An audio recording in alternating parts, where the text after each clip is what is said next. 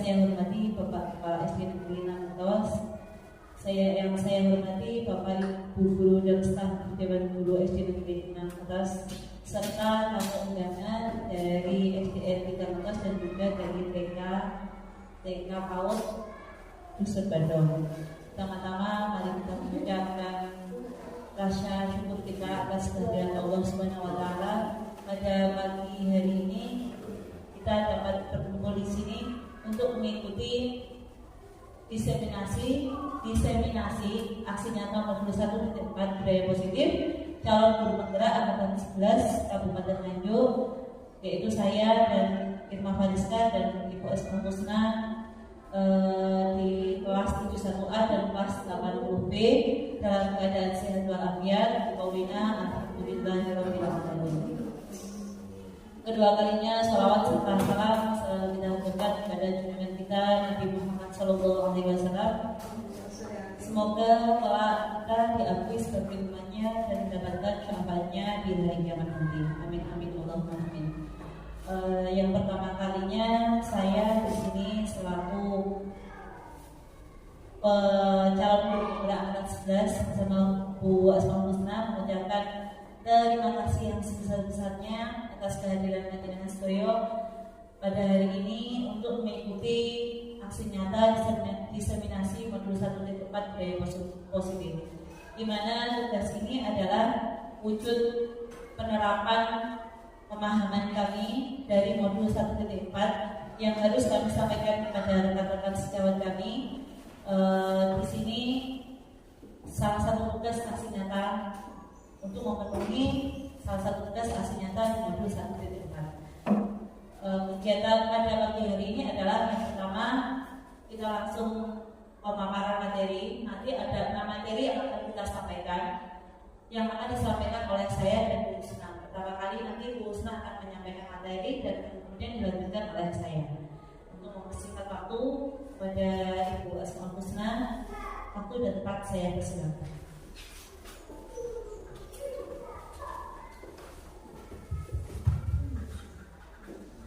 Assalamualaikum warahmatullahi wabarakatuh. Perkenalkan, saya Asmaul Husna, calon guru penggerak angkatan 11 kelas 80B. Di sini saya akan memaparkan budaya positif. Nah, ini saya bersama Bu Irma, calon guru penggerak angkatan 11 akan memaparkan tentang budaya positif, yaitu implementasi dari pembelajaran yang kami pelajari di modul 1.1 sampai 1.6. Lanjut Bu. Nah, sebelum kita mendengarkan apa yang kami paparkan, mari kita briefing dulu ya, untuk agar semangat. Nah, monggo langsung ini jangan tahu ice-breaking arang sam-sam. Tahu. Nah, monggo kita berdiri dulu, kita ice-breaking dulu. Bareng-bareng ya. Oke, monggo. 3, 2, 1, Sabina.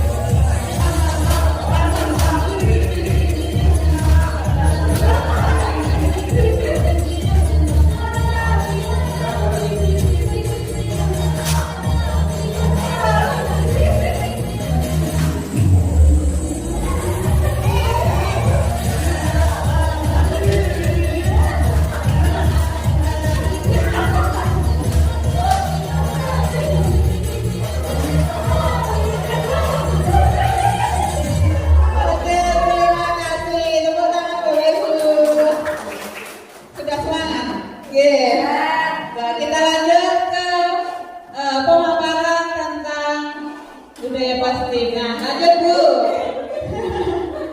Lanjut Bu. Nah, di sini seorang guru yang baik harus memiliki kemampuan dalam mewujudkan budaya positif di sekolahnya.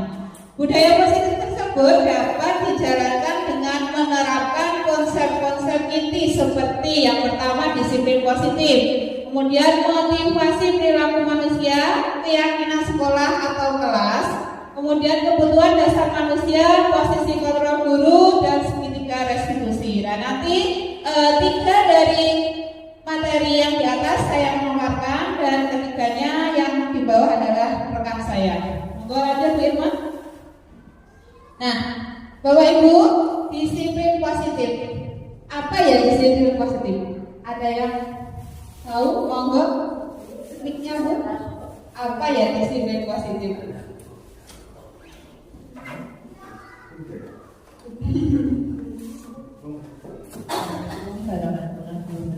Waalaikumsalam warahmatullahi Yang wabarakatuh. saya tahu disiplin positif adalah mengarah ke yang baik. Disiplin itu taat, taat aturan atau tata tertib yang ada di sekolah yang baik untuk guru dan untuk siswa. Oke, baik. Mungkin ada yang lain disiplin positif apa ya disiplin positif?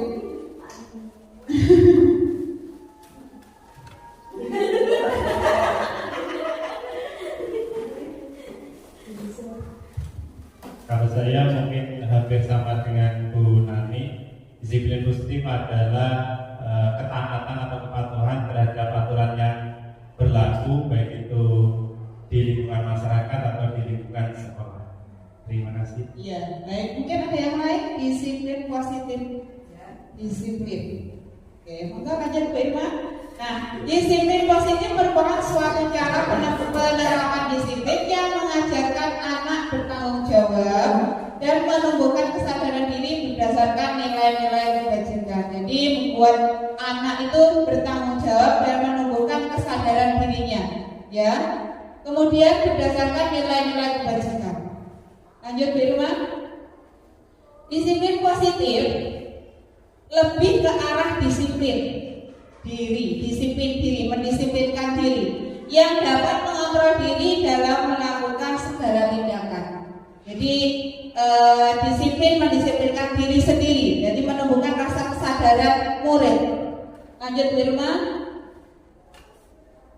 Disiplin positif atau disiplin diri dapat membuat murid memahami dan menyadari berdasarkan motivasi internal, bukan akibat paksaan, ujian ataupun hukuman.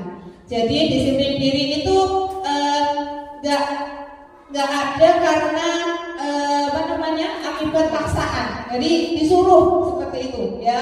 Kemudian bukan karena pujian. Kamu tak kasih ini, agar kamu disiplin. Tidak seperti itu, oke? Ataupun hukuman. Nanti kalau kamu nggak disiplin, ya tak hukum atau saya kasih hukuman. Disiplin diri, ya. Mungkin kesadaran dirinya. Monggo lanjut.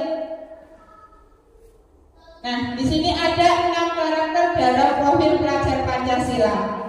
Nah, Bapak Ibu, ada yang tahu lagunya profil pelajar Pancasila? Pelajar Pancasila beriman dan bertakwa pada Tuhan Yang Esa dan berakhlak mulia, berkebinekaan global, gotong royong mandiri, kreatif dan bernalar kritis. Nah, di sini ada 6 karakter dalam profil pelajar Pancasila yang merupakan juga mengaitkan dari disiplin positif tersebut. Yang pertama, beriman, bertakwa kepada Tuhan Yang Maha Esa dan berakhlak mulia, kemudian mandiri, berkebinekaan global, gotong royong, kreatif dan bernalar kritis. Nah, motivasi perilaku manusia. Apa sih yang memotivasi perilaku manusia? Ada yang bisa menjawabnya? Monggo. Motivasi perilaku manusia. Seperti apa motivasinya? Ada motivasi internal dan ada motivasi eksternal. Mungkin Bapak Ibu?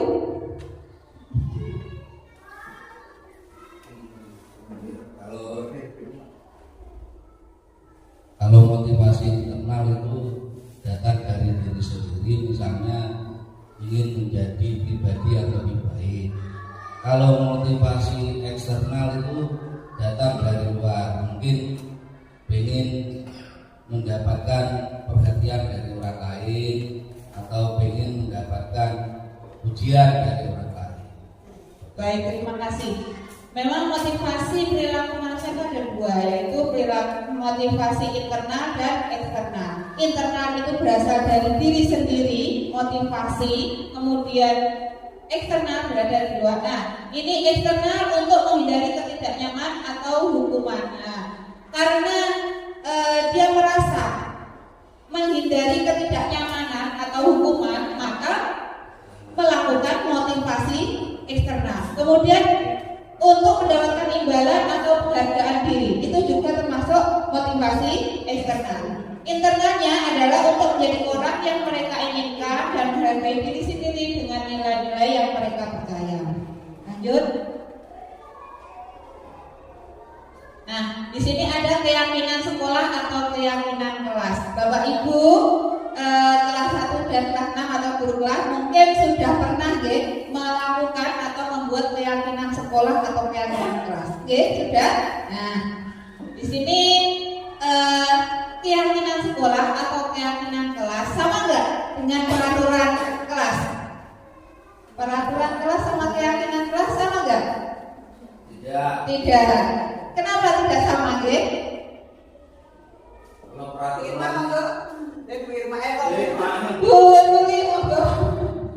Terima kasih. Mungkin menurut saya kalau peraturan kan dibuat biasanya oleh sekolah dilaksanakan. Kalau keyakinan kelas kan hasil kesepakatan bersama. Iya. Kalau kesepakatan kelas sama buat kesepakatan kelas, keyakinan kelas, peraturan kelas. Monggo.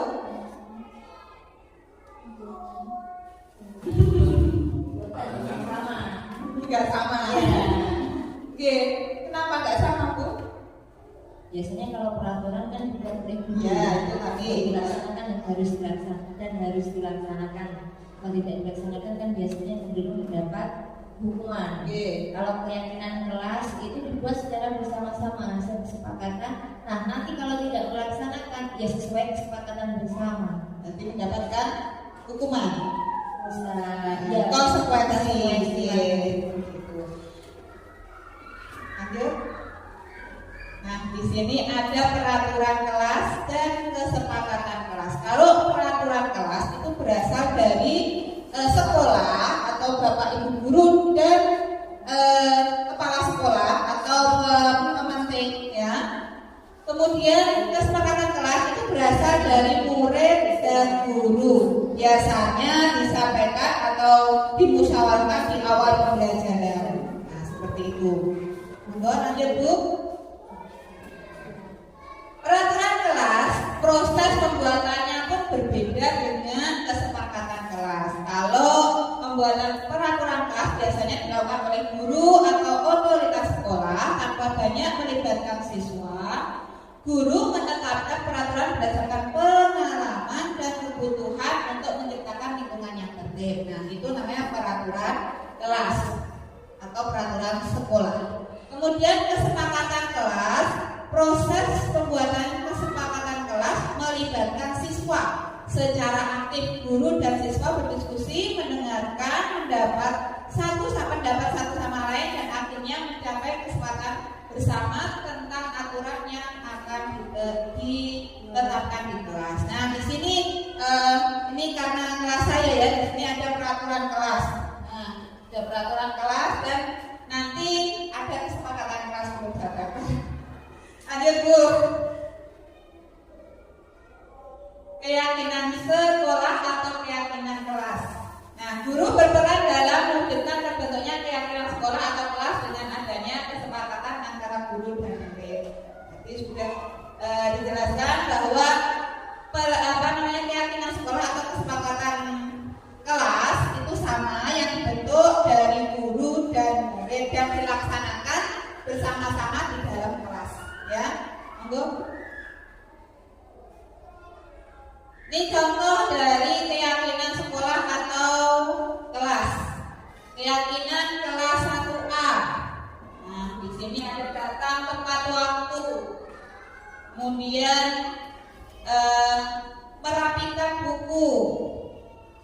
Nah, di sini juga ada keyakinan kelas. Sama nggih? Monggo lanjut tuh. Kebutuhan dasar manusia. Nah, Bapak Ibu guru, jenengan punya kebutuhan dasar nggak? Maksudnya pengen apakah pengen apa? Atau ingin ingin disayang, ataupun ingin kebutuhan dasarnya ingin makan dan kebutuhan hidup seperti itu loh Bu. Nah, monggo kebutuhan dasar manusianya belum Bu Pak. Kebutuhan dasar manusia itu seperti apa? Atau kebutuhan jenengan itu pengen apa? Pengen kurus. Pengen kurus, monggo Bu.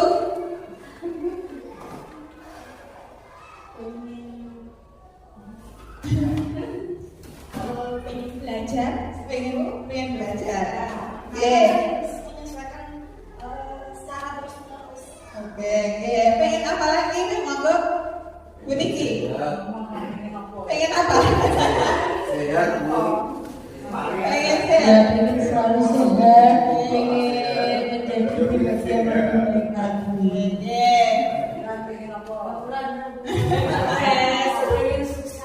Pengen sukses, baik. Setiap manusia pun juga punya keinginan, ya. Itu termasuk kebutuhan dasar manusia. Lanjut Bu.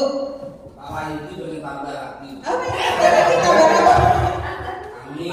Oke, berikut nilai-nilai kebajikan universal. Tadi sudah dijelaskan nilai menurut positif menurut nilai-nilai kebajikan. Nah, di sini ada kejujuran, keadilan, belas kasihan, kesederhanaan, penghargaan terhadap kehidupan, kepedulian, toleransi, kebajikan. Nah, di sini bersifat istilahnya bukan patokan, ya.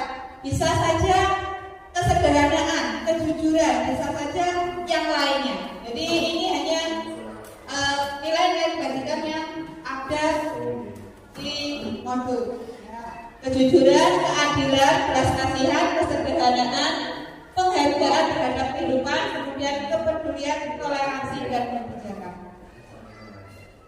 Pernyataan: ketika seorang murid melakukan suatu perbuatan yang bertentangan dengan nilai-nilai kebajikan atau melanggar peraturan, hal ini sebenarnya mereka gagal memenuhi kebutuhan dasar mereka. Nah, pasti Bapak Ibu guru pernah menemui siswa tersebut. Contoh, siswa itu nggak disayang di rumahnya. Nah, pasti akan terbawa di sekolahan. Mungkin si anak itu merasa istilahnya males belajar. Pernah nggak Bapak Ibu menemui seperti itu? Pernah ya, pasti di setiap kelasnya ada. Ya, kadang anak itu kalau contoh kecil nggak dikasih sangu, nah pasti merasa gimana? Iya, kesal. Kadang itu menyendiri juga, kadang males belajar. Ada juga yang tidak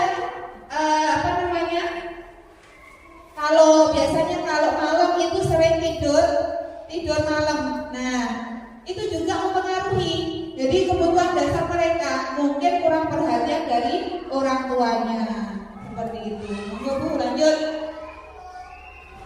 Kebutuhan dasar manusia. Nah, tadi saya bertanya kepada Bapak Ibu guru, yaitu kebutuhan dasar manusia itu ada 5 Bapak Ibu, ya. Kebutuhan bertahan hidup seperti makan, minum, dan sebagainya, ya. Kemudian kebutuhan kasih sayang atau rasa diterima. Nah, kita juga butuh disayang, ya. Bukan dengan pasangan kita, tapi juga dengan yang lainnya. Nah, kemudian rasa diterima. Kita juga ingin berkebutuhan ingin diterima. Jadi ingin dilihatlah, ya. Kemudian penguasaan. Nah, kebebasan. Kita juga ingin bebas. Nah, bebas gimana? Bebas maksudnya bebas dengan peraturan, ya. Maksudnya tetap di jalannya, ya. Kemudian kita berkebutuhan juga ingin kesenangan. Nah, pengen senang. Nah, saya ingin ke sana. Nah, saya ingin healing, traveling, nah seperti itu kesenangan. Ya.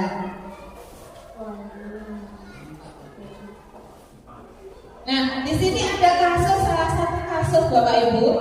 Bimo seorang anak TKB selalu berlari keluar kelas menuju jalan raya di depan sekolahnya yang ramai dengan kendaraan. Tingkahnya membuat gurunya bernama Bu Ani bingung dan sering kali lari mengejarnya. Ada beberapa kemungkinan jawaban yang diberikan Bimo. Aku senang main kejar-kejaran dengan ibu guru, seru. Nah, ini dia punya keinginan apa ya, Bapak Ibu? Perhatian, keinginan bermain. Dari kebutuhan dasar yang tadi, si Bimo itu dia ingin diapakan? Kasih sayang. Ibu,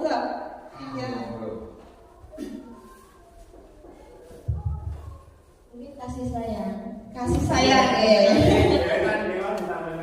Yang mana? Nah ini termasuk kebutuhan dasar apa ya si Bimo itu? Bisa kasih sayang, kebebasan, bisa kesenangan. Mencakup hampir seluruhnya gitu. Nah, baliknya Bu kasusnya tadi. Nah, di sini kadang tuh anak TK kan biasa ini ada guru TK biasa main kejar-kejaran, kemudian padahal di depan jalan raya ada kendaraan, banyak kendaraan, ya. Kemudian Bu Ani bingung seringkali mengejarnya. Ada beberapa kemungkinan jawaban. Nah, kemungkinan jawaban mungkin tadi kesenangan, dia kurang senang. Kemudian apa lagi? Ingin diterima, diperhatikan. Ya, kadang salah satu murid kita ya pengen diperhatikan kita ya, kadang ada ya. Lanjut Bu. Nah, di sini untuk materi berikutnya akan disampaikan ke rekan guru saya Bu Irma Fariska. Monggo Bu.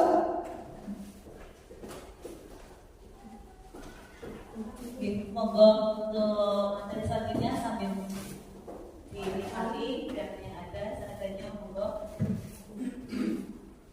Untuk melanjutkan materi yang kedua, habis nanti kita ice breaking lagi. Oke. Ice breakingnya seperti ini. Apabila saya bilang 1, jangan bilang 2. Oke. Kalau saya bilang 2, jangan bilang 3. Kalau saya bilang 3, jangan bilang 1. Oke, 1 dan 3 saja, bentar, oke. 1, 2, 2, 3, 1. Nanti kalau saya bilang 1, namanya gini, 1. Oke. Ya, saya bilang 1. Ya, kalau saya bilang 3, jangan satunya ini. Kalau saya bilang 2, jangan 2-nya gini. Oke. Kalau saya bilang 1, jangan 2-nya gini. Oke. Kita coba, oke. 3, 1. Saya bilang 3, jangan 1. Saya bilang 1, 2. Oke. Saya bilang 2, 3-nya pegang kepala. Oke. Siap ya? 1, 2.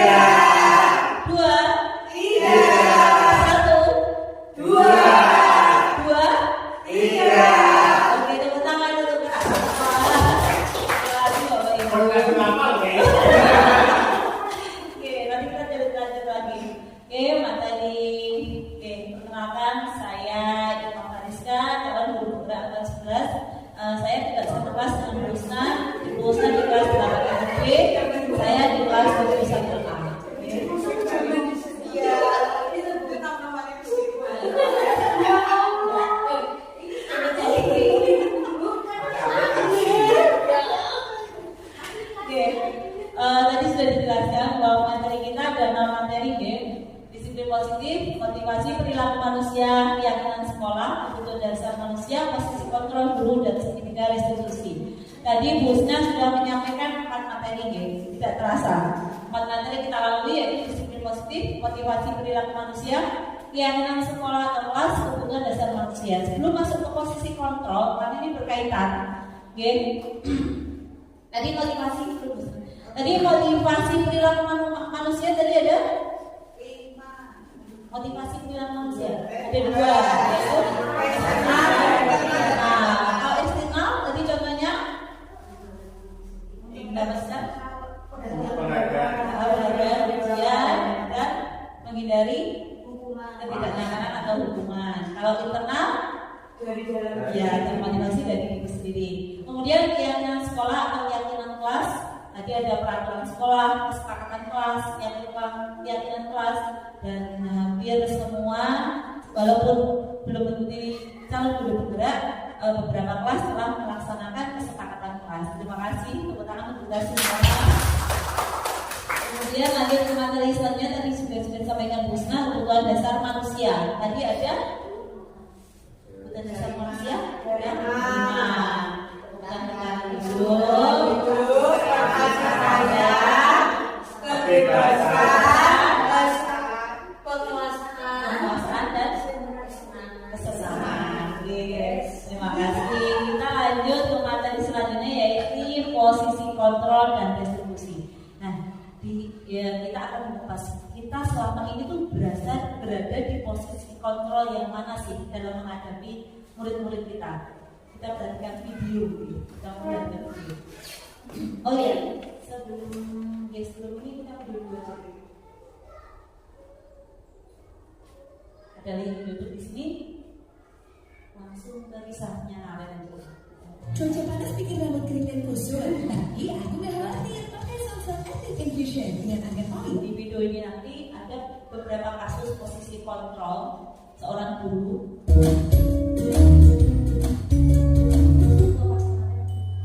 Salam bahagia ibu dan bapak guru hebat.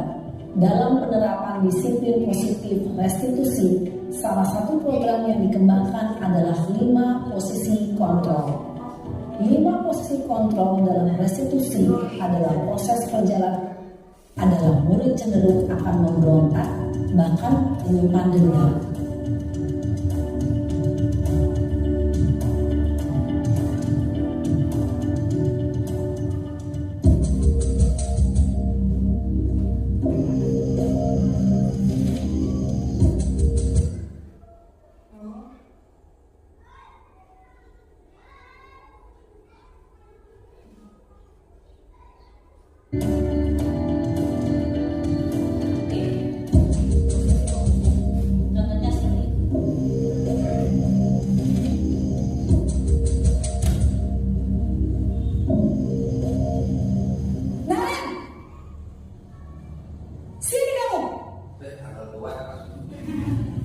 Selamat pagi Bu.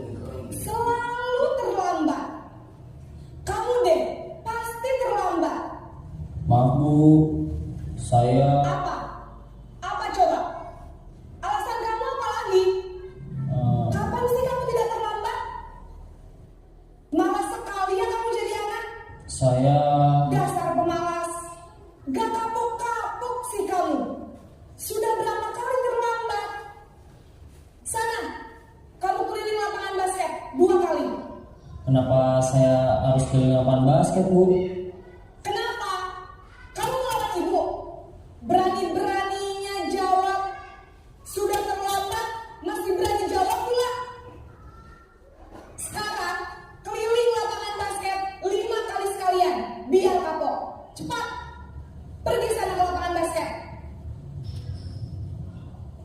Posisi penghukum biasanya berbicara dengan nada tinggi. Oke, posisi pertama ya ini posisi penghukum. Posisi penghukum ini biasanya anak pada diserta, kamu ini malas, kamu ini ya seperti itu ya. Terus kemudian memberikan hukuman. Terus kalau gitu di luar apel atau apa? Nah itu adalah posisi Nah itu adalah posisi penghukum. Oke, ada dampak yang akan mendapatkan urayan nurut pada posisi hukum. Nanti akan kita jelaskan jadi semua posisi apabila sudah tersampaikan. Sekarang posisi yang kedua adalah posisi pembuat rasa bersalah.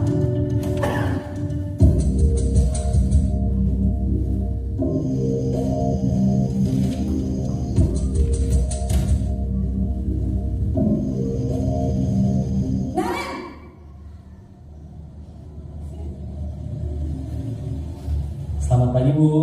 Naren, kamu kenapa terlambat lagi, Nak?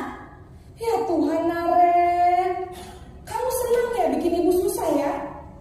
Kalau kamu terlambat lagi, nanti ibu yang ditegur bapak kepala sekolah, Nak. Disangka ibu tidak bisa membina kamu. Duh, gimana ini? Maaf, Bu. Duh, Gusti Naren, kamu suka ya kalau ibu ditegur bapak kepala sekolah? Terus, sekarang ibu harus tulis apa ini di buku absen? Ini kamu sudah sering terlambat loh. Ibu harus apa coba?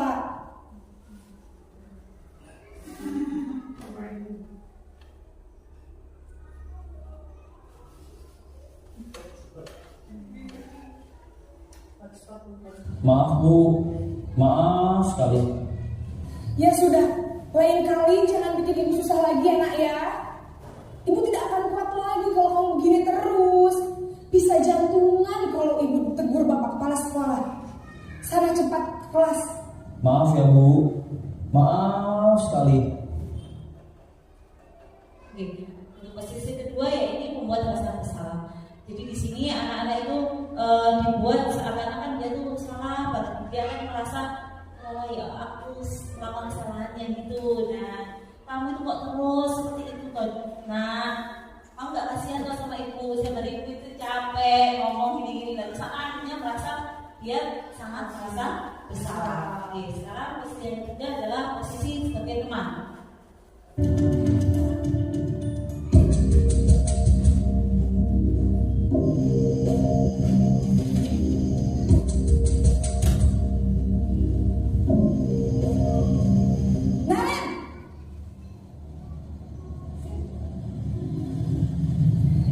Selamat pagi, Bu.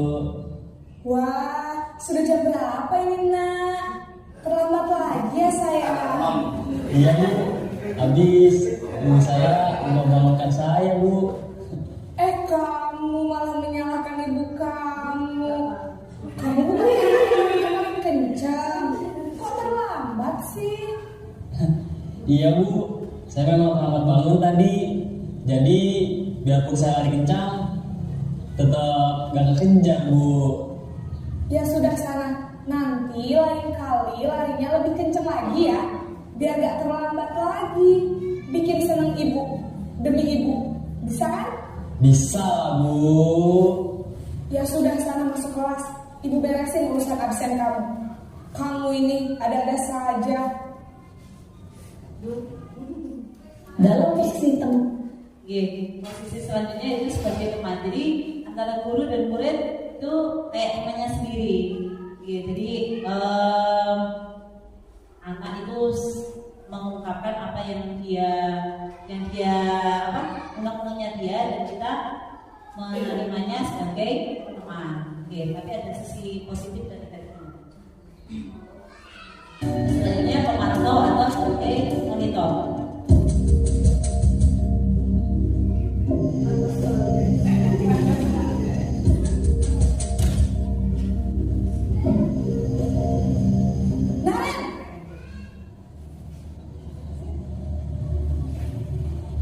Selamat pagi, Bu. Naren, apa peraturan sekolah kita tentang jam berapa kita harus masuk sekolah, Nak? Kita harus di sekolah jam 7, Bu. Iya betul, sekarang sudah jam 7.20. Naren sudah tahu konsekuensinya jika terlambat hadir. Paham, Bu. Saya harus tinggal kelas pas jam istirahat selama 20 menit.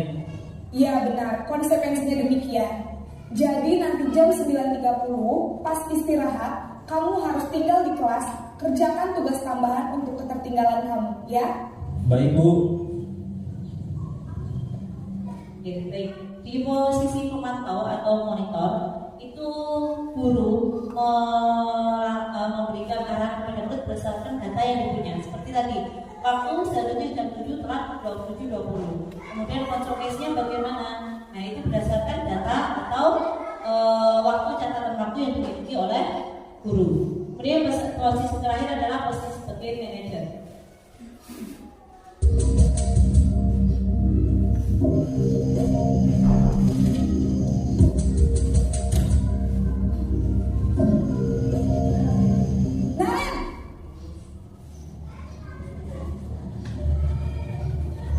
Selamat pagi Bu. Selamat pagi Naren. Maaf Bu, saya terlambat. Iya, sekolah masuknya jam 7, sekarang sudah jam 7.20. Jadi sekarang bagaimana ini Naren? Maaf Bu, saya lupa start alarm saya semalam. Baiklah, menurut kamu, keyakinan sekolah yang mana yang perlu kamu tingkatkan? Menghargai diri sendiri dan orang lain mungkin ya Bu. Setuju. Jadi, apakah Naren meyakini prinsip saling menghormati tersebut? Iya Bu, saya meyakininya. Apakah Naren bersedia memperbaiki masalah keterlambatan ini? Bersedia Bu. Bagaimana kamu akan perbaiki masalah keterlambatan ini? Saya akan coba untuk tidak lupa menyetel alarm saya Bu. Baik, kalau Naren lupa menyetel alarm di rumah, ada orang yang kira-kira bisa bantu mengingatkan tidak? Ada Bu, kakak saya, Kak Emma. Ada lagi selain Kak Emma? Selain Kak Emma, ada ibu saya. Baik, jadi yang mengingatkan Naren adalah Kak Emma dan ibu kamu ya? Kira-kira akan mulai setel alarm kapan nih Naren? Setelah pulang sekolah, akan segera saya lakukan. Baik, jadi Naren akan setel alarm untuk bangun besok pagi dan akan diingatkan oleh kakak dan ibunda Naren ya. Ada lagi yang mungkin perlu dilakukan Naren agar tidak terlambat bangun lagi? Tidak ada Bu. Baik Naren, terima kasih untuk kerjasama kamu. Sekarang kamu perlu kembali ke kelas untuk belajar. Baik Bu, terima kasih. Demikian 5 posisi kontrol seorang guru. Tadi ada apa saja? Yang pertama menghukum, yang kedua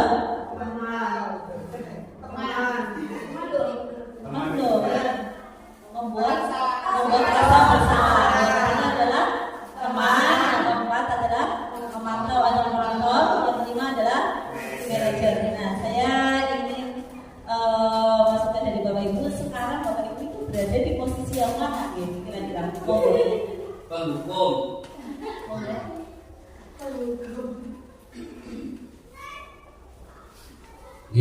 Posisinya di penghukum. Kenapa Pak? Penghukum. Ya, beda dibandingnya kita ngomong. Oke, terima kasih. Monggo, ada yang lain? Monggo, Pak Ali, Ibu sebagai apa ya? Kebanyakan itu adalah menghukum. Kenapa menghukum? Di sini istilahnya biar tidak istilah siswa itu biar tidak, jadi tidak diulang-ulang suatu kesalahan dia. Jadi kebanyakan itu hukum kalau di sini.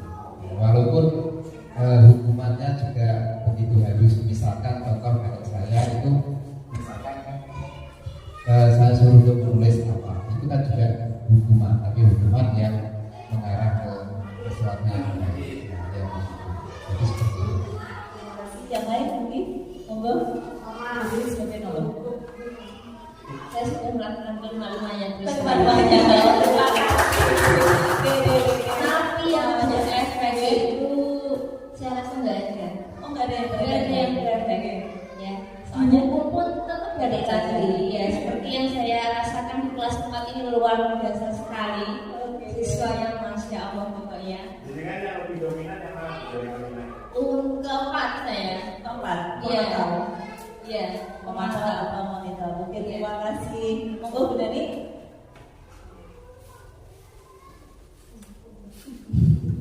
Kalau saya kan sebagai ibu dan ini sebagai teman anak-anak saya. Tapi kadang kalau sebagai teman itu dikasih hati tambah muda. Kita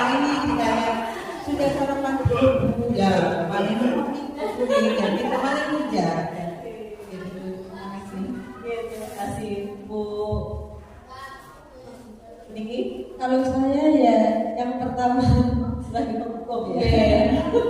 Untuk saat ini, mungkin nanti ke depannya saya akan mencoba lima-limanya. Terima kasih. Monggo, Bulan. Kalau di PAUD itu tentunya ke pemantau dan manajer. Oh, pemantau dan manajer. Ya, tepuk tangan untuk ibu guru saya. Belum bisa. Terus kemudian dihukum. Kembali lagi ke penghukum. Oke. Monggo.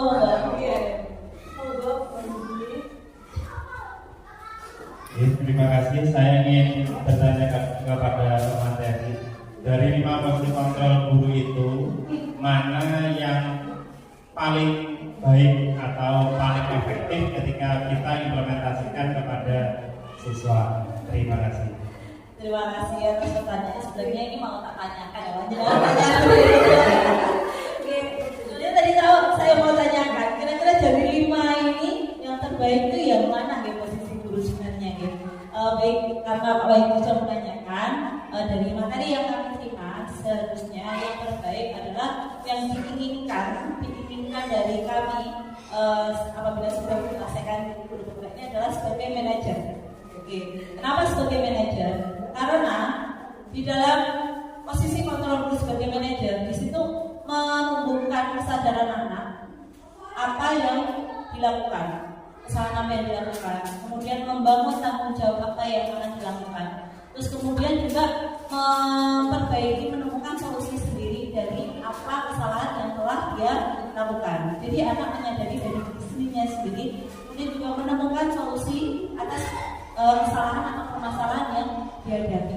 Sebenarnya dia diinginkan di posisi manajer, tapi sangat sulit sekali untuk kita mencapai ke posisi manajer. Kebanyakan kita sebagai di posisi penghukum, sama seperti saya demikian. Cuman efek dari posisi penghukum itu anak akan merasa tidak suka dengan guru tersebut. Kemudian juga dia menjadi pribadi yang menendam. Ada perasaan dendam dalam dirinya. Dan mungkin itu akan dilakukan dia apabila dia menjadi seorang guru atau mungkin orang tua. Seperti kita posisi di orang tua, kalau kita sering menghukum anak itu juga akan melakukan hal yang sama apabila dia menjadi orang tua. Jadi efeknya seperti itu. Lanjut. Dari mana lagi?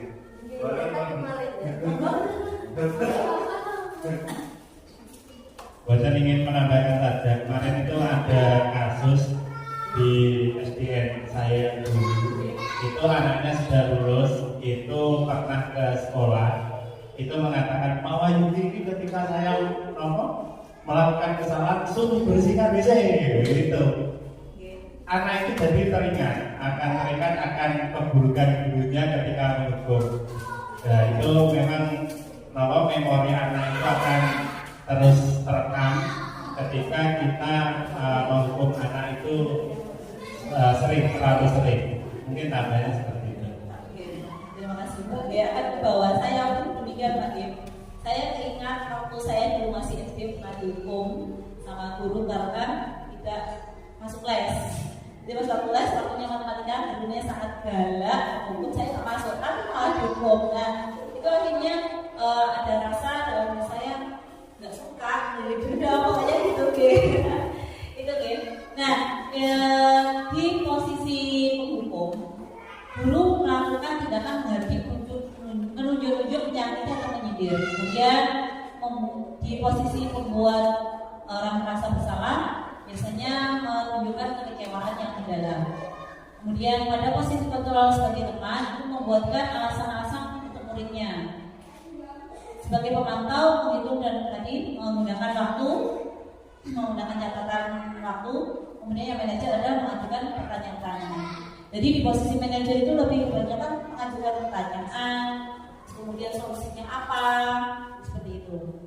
Kalau di posisi kalimat pertanyaan bisa dicontohkan seperti itu.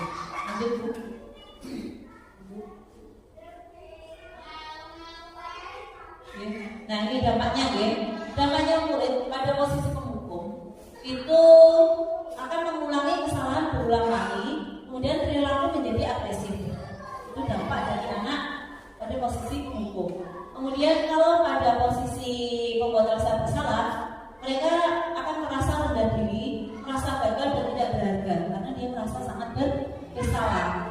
Dia akan merasa seperti itu. Kemudian pada posisi teman, itu dampaknya pada anak yaitu anak menjadi tergantung, tidak mandiri dan tidak bisa memutuskan.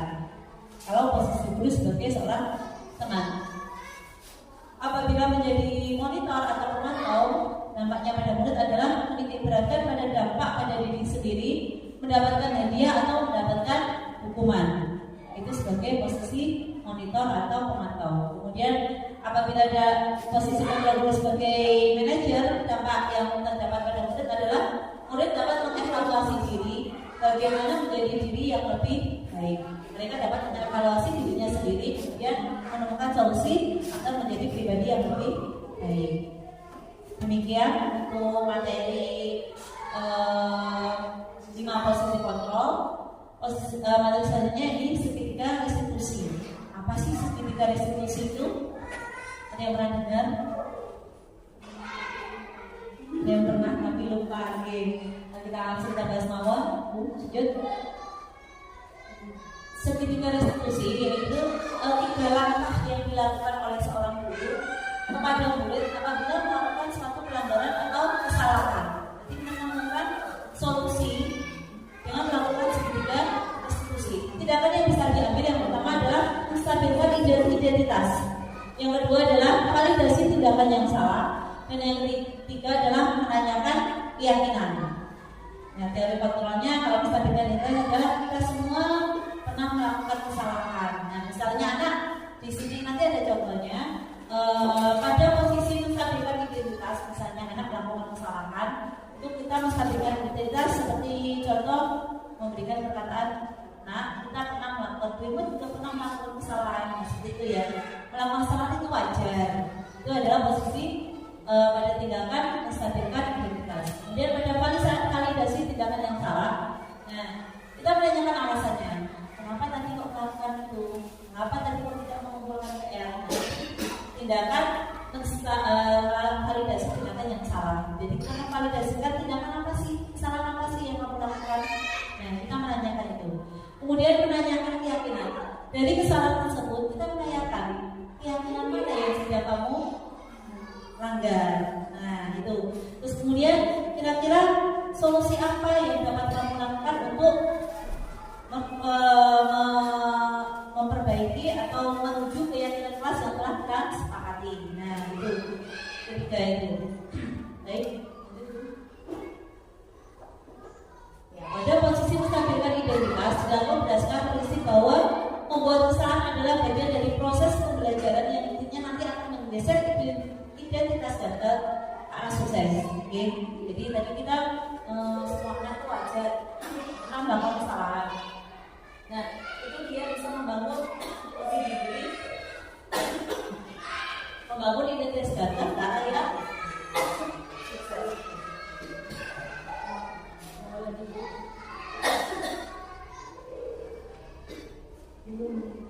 Validasi tindakan yang salah.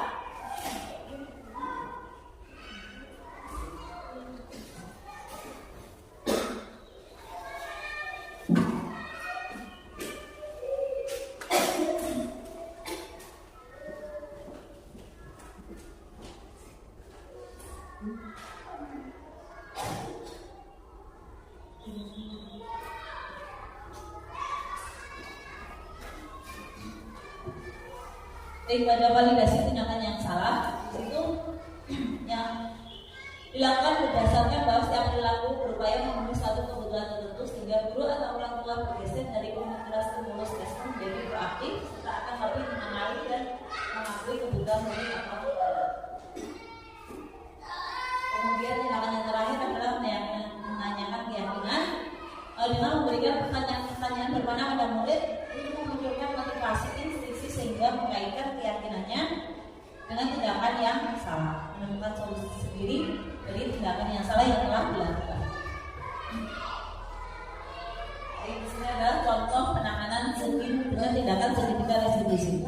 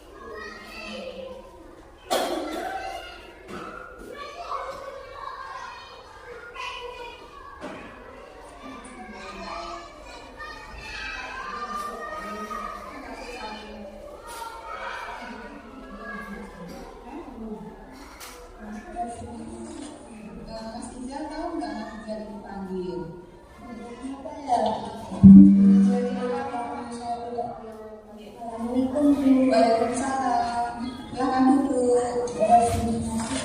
Mas Ija tahu nggak Mas Ija dipanggil? Kenapa ya? Karena saya tidak memakai sepatu. Baik, setiap manusia itu memang tempat masalah, pernah berbuat kesalahan. Ibu pun juga pernah berbuat kesalahan. Dan kesalahan pun itu pasti punya alasan. Mas Ija kenapa ya memakai sepatu? Kan tadi baru sholat di musola. Oke, baru sholat di musola. Memang di musola itu tidak boleh memakai sepatu Mas Ija. Tapi apakah boleh kalau di kelas itu tidak memakai sepatu? Tidak, maaf saya salah. Tadi saya setelah sholat saya langsung bermain. Karena kalau tidak memakai sepatu lebih enak rasanya, tidak panas. Nyaman ya Mas Ija kalau memakai sepatu, kalau tidak memakai sepatu. Baik, apakah tidak memakai sepatu itu memenuhi keyakinan kelas kita?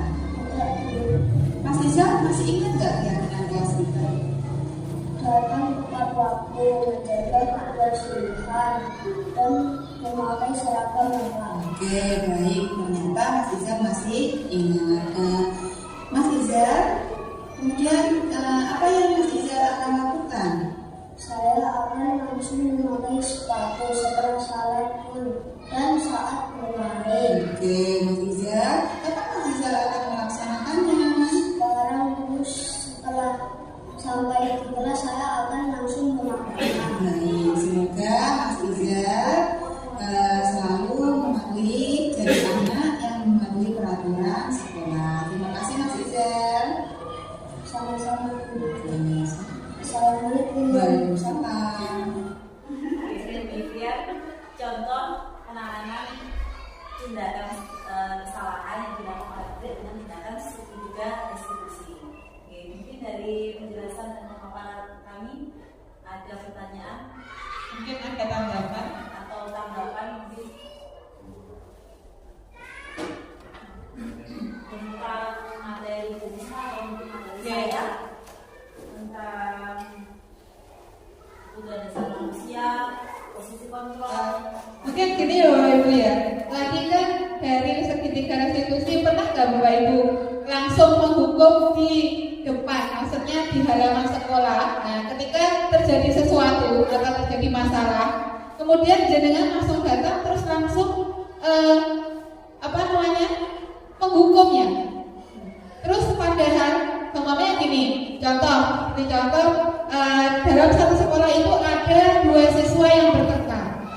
Nah, kemudian sudah ditonton banyak sekali teman-temannya. Nah, kemudian jenengan melakukan restitusi di situ. Boleh nggak Bapak Ibu? Nah, sebenarnya tidak boleh. Kenapa nggak Bapak Ibu? Oh, nggak ada yang bisa. Dari video tadi. Contoh. Sebenarnya tidak boleh diselesaikan di depan anak-anak. Takutnya nanti kan rasa tensinya mentalnya akan jatuh. Nah, tapi terkadang itu untuk penyelesaiannya kita butuh ruangan juga. Itu ya sedikit hambatannya di situlah. Makanya kadang untuk mensiasati dipanggil di depan, diajak omong-omongan berdua. Kadang tuh kalau anak kelas 1 ya Bu, kalau sudah bertengkar itu nggak mau diajak ke kantor ataupun ke tempat yang maksudnya ke kantor lah gitu. Jadi nggak mau. Jadi melakukan segitiga restitusi ini sebaiknya berada di ruang yang tertutup. Jadi cukup kita saja sama murid. Jadi tidak perlu ditonton dengan yang lainnya. Oke. Kalau seumpamanya siswa yang kelas 1 atau kelas rendah itu belum lilih ataupun maksudnya nggak mau, ditenangkan dulu, kemudian diajak ke kantor ya seperti itu. Kemudian kita lakukan restitusi. Tadi yang pertama mengidentifikasi atau menstabilkan identitas dulu, tanya dulu kenapa. Nah, kemudian baru validasi tindakan yang salah, apa yang salah, kemudian baru menanyakan keyakinan kelasnya. Mungkin ada tanggapan? Bu Siska?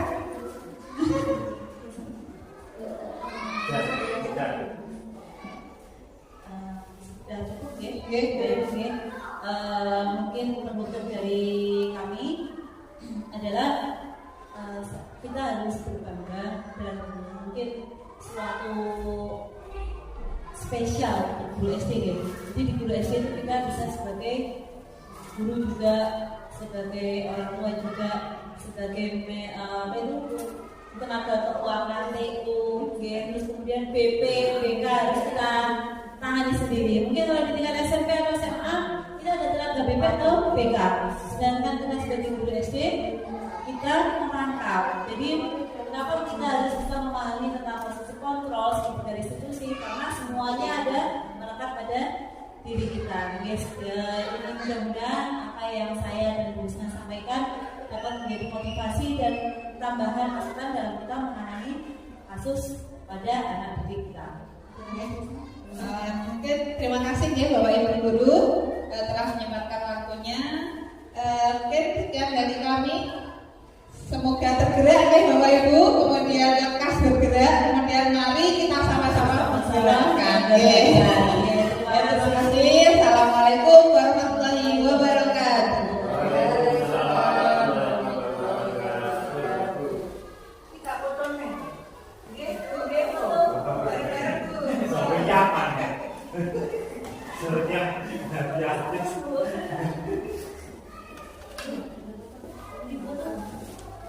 Cek laki siji. Laki sak jam. Laki sak jam.